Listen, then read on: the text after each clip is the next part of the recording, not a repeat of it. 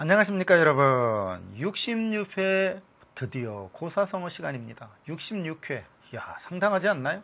여러분, 이런 말이 있죠. 중도에 포기할 수 없는 형세, 형국. 이럴 때 뭐라고 표현합니까 여러분? 그렇죠. 호랑이를 탄 것 같은 새다 해서 기호지새라고 그러죠. 중도에 멈출 수가 없습니다. 여러분이 혹시 얼떨결에 호랑이 등을 탔어요. 그런데 이게 너무 빠르고 너무 무서워서 중간에 멈춰 이럴 수가 없어요. 멈추라 한다고 들을 호랑이도 아니지만 이것처럼 마치 파죽지새처럼 대나무가 쪼개지듯 중간에 멈출 수 없이 쫙 밀어나가는 형국, 이걸 기호지새라고 그래요. 그런데 이거 압니까? 우리 회사 잘 나갈 때 잘 나가야지. 그러면서 회장님이 말합니다. 야, 기호지새의 형국이야. 여러분들 끝까지 최선을 다합시다. 네, 혼자 기호지새죠.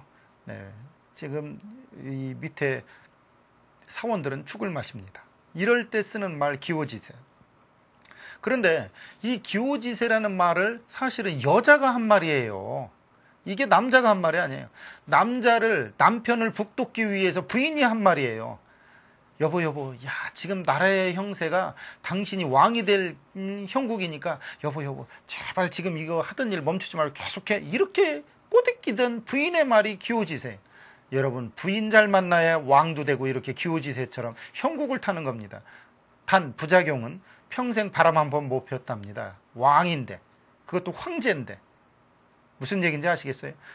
자기 평생 후궁을 건드려 본 적이 없는 유일한 왕이 바로 기호지새의 아내를 둔 왕입니다. 그 왕이 누군지 궁금하지 않습니까?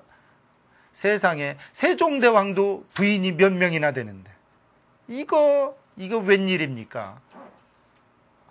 지금 저 학생이 그러네. 아니 선생님, 도대체 어떤 왕이길래 한번 들어보셔야 되겠죠? 그러기 위해서 낮자 공부 들어갑니다. 같이 보죠.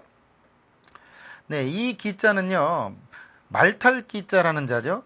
말은 원래 혼자서 탄다는 데서 말탈 기자. 이게 무슨 자죠? 그렇죠. 홀수 기자라고도 하고 기할 기라고도 하죠. 말은 기이한 자세로 혼자 타는 데서 말탈 기자였죠. 우리가 그래서 이것을 기마병 할 때 쓰는 기자입니다. 말탈기. 우리 기마 그러면 말을 타다. 기사 그러면 옛날에 말을 타는 무사를 기사라고 그랬죠. 여러분, 이 말탈기자는요, 원래 혼자 말을 타는 거예요. 말 한 장이 혼자 돼 있어요. 원래 그래서 이게 말탈기자는 혼자 타던 말이었어요. 말을 여러 마리 놓고 수레를 놓고 탔던 거는 요즘 말로 말하면 그 벤츠나 이렇게 좀 연비가 좋은 현상이 생긴 거죠. 옛날에는 그냥 티코 수준으로 하나만 갔단 말이에요. 하나. 그러다가 안 되겠다. 사람 이제 말 한 장 뒤에 이렇게 놓고 조만한 애 같이 타고 뭐 이러기 시작한 거예요. 그러니까 우리가 그 마상기예단 그런 말 있잖아요. 마상기예단. 뭐 말 위에서 하는 묘묘한 자세로 말을 타든. 그 여러분도 놀라시겠지만 삼국시대 때는요. 이 말 타는 사람에 의해서 상대방 적장의 기운을 꺾는 그런 싸움이 있었습니다. 이것을 일본에서는 오죽하면 우리나라 삼국시대에 이 기마단을 보내달라고 할 정도로 우리가 예를 들어 일본에 뭐하러 갈 때 거기에 꼭 이 기마하는 사람들을 좀 보내달라고 할 정도였습니다. 기마병들이 모여서 기마의 재주를 부리는 날이면 일본 전국에서 몰려든 사람들 때문에 아주 난리가 났었답니다. 우리나라의 이 기마 말 타는 사람들의 재주는 대단했다고 그래요. 왜냐하면 평지만 달리던 그 몽골이나 이쪽 사람들은 뭐 굳이 재주를 부릴 필요가 없이 말에 타기만 하면 돼요. 그런데 우리나라는 뭐 물도 나오고 고개도 나오고 낭떠러지 나오고 이게 힘이 묘묘하니까 그때 순발력 있게 이게 멈췄다가 뛰어넘었다가 난리를 지게 되는 거예요. 그렇죠? 그래서 그런지 우리나라 사람들이 여러 가지로 잘합니다. 일단 활 쏘기는 잘할 수밖에 없어요. 주몽의 후예니까. 이 주몽이 뭐예요? 주몽. 옛날에는 활 잘 쏘는 사람을 일컫던 말이에요. 그러니 이놈의 궁도는 나가면 세계 재패는 으뜸이잖아요. 골프 치는 거 이게 잘할 수밖에 없어요. 우리나라가 이 땅이 좁으니까 이게 뭐 치기 옛날부터 우린 자치기 민족 아닙니까? 이거 자치기 뭐든지 이거 땅 따먹기에는 또 으뜸이었거든. 다만 먼저 공격하지 않는다는 거 이것 때문에 우리나라가 넓은 땅이 참 안 됐죠. 이 말탈기자는요 그런 의미에서 생활 습속에서 습관에서 생긴 그런 표현입니다. 그러면 그 다음 글자 또 한번 봐야 되겠죠? 네, 이 범호자, 호랑이 호자 한번 봅시다. 같이 보죠. 이렇게요. 커다란 입을 벌리고 날카로운 어금니를 내놓고 있는 호랑이의 모양을 본떠서 이렇게 만들어진 자입니다. 결국은 호랑이의 모양이 변해서 된 글자라는 얘기죠. 예를 들어 우리가 호환마마 이거 많이 나오죠. 비디오 딱 틀면 제일 먼저 뭡니까? 뭐뭐보다 무서운 호환마마보다 무서운 뭐 그러죠. 이때 호환이라는 건 범이 사람이나 동물에게 끼치는 해를 호환이라고 했습니다. 옛날에. 그 뜻도 모르고 호환이 뭔지 모르고 참 옛날에 비디오 테이프 처음에 많이 들었죠. 요즘은 CD로 나오나요? 호피 그러면 뭡니까? 범의? 그렇죠. 가죽이죠. 모피를 호피라고 그러죠. 여러분이 무심코 듣던 말 중에 한자어가 많다는 사실 느끼셨죠? 그 다음 글자 한번 봐야 되겠죠. 어떤 글자일까요? 기호지세니까 갈지자입니다. 같이 보죠. 갈지자는 이렇게 땅에 이렇게 초목의 싹이 흙을 뚫고 나오는 모양을 본떠서 싹이 돋아서 자란다 하여서 갈지자로 변한 겁니다. 우리가 지동지서 그러면 동쪽으로도 갔다 서쪽으로 갔다 한다는 뜻에서 갈팡질팡하는 것을 지동지서라고 하죠. 한자에서 이 갈지자의 역할은 굉장히 중요합니다. 뭐 체원 뒤에 붙어서 뭐뭐의, 용언 뒤에 붙어서 뭐뭐 하는, 는, 또 목적어처럼 쓰이는 목적격, 그다음 어조를 해서 발음을 돕기 위해서 쓰이기도 하고 동사로서 가다라는 뜻도 있고 이 갈지자는 용법이 너무너무 많습니다. 이 갈지자 용법은 여러분이 특별히 따로 익혀두는 게 좋겠죠. 그 다음 글자입니다. 같이 보죠. 이 셋째는요, 기세셋째라고 하는 자인데 너무나도 재미있는 건 시물예자에서 나왔다는 겁니다. 시물예자에 이게 이렇게 흙과 흙을 보듬어 두고 그 속에서 사람이 무릎을 꿇고 씨앗, 둥근 환, 이게 둥근 환자죠. 어떤 씨앗을 이렇게 묶고 있는, 심는 그런 모양입니다. 시물예자 옆에 힘력, 즉 심은 어떤 초목이 힘차게 자라난다 해서 기세세자입니다. 기세, 형세. 우리가 자란 세대로 자라겠죠. 우리가 예를 들어 세도가 대단하다 할 때 세도는 정치상의 권세를 장악하는 거고요. 시세 파악을 하다, 시세. 그때의 형세를 얘기합니다. 여러분, 세상에서 가장 빨리 자라는 게 뭔지 압니까? 대나무 죽순입니다. 이 죽순은 하루에 보고서에 의하면 하루에 1m 25cm까지 자란다고 합니다. 하루 비 온 날 자란 대나무의 크기가 25cm. 저 1m 25cm. 1m 25cm 하루 만에 자라는 식물이 있으면 나와보라고 그래요. 아무것도, 저 양반 또 어디에서 동화책은 읽어가지고 또 마법의 그 그거 얘기하면 안 되죠. 매직빈이라고, 그거 얘기하면 안 되지, 지금. 그런 얘기하면 안 되고, 이 실제로 그런 형세, 기세가 무서운 걸 대나무가 있어요. 그래서 기세세자가 그렇게 만들어진 거예요. 여러분, 뒷동산에 대나무 하루 만에 자고 왔더니 내 키만큼 쑥 자랐어요. 놀랍지 않나요? 이 기세세자는 그렇게, 여러분의 기세가 무섭습니다. 공자도 이런 말을 후생가외라. 내가 두려워할 것은 앞사람도 아니고 성인도 아니다. 후배가 무섭다. 이런 말을 했습니다. 축구선수 후배 무서워해야 됩니다. 여러분의 기운은 세상 그 무엇보다도 무섭습니다. 그 기운이 여러분한테 있습니다. 그럼 기호지세라는 이 네 글자를 통해서 어떤 문장 형식이 나오는지 같이 보겠습니다. 같이 보죠. 기호지세.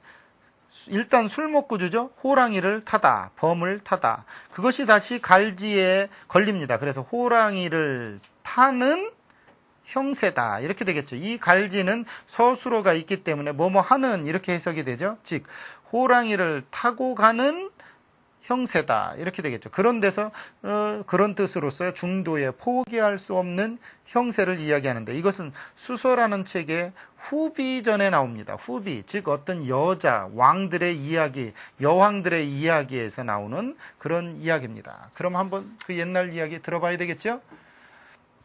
옛날에는요, 위촉오라는 삼국이 마치 이렇게 그릇 산바리처럼 딱 정립하고 있었던 시대가 있었는데 이때 이것을 통일한 나라는 위나라입니다.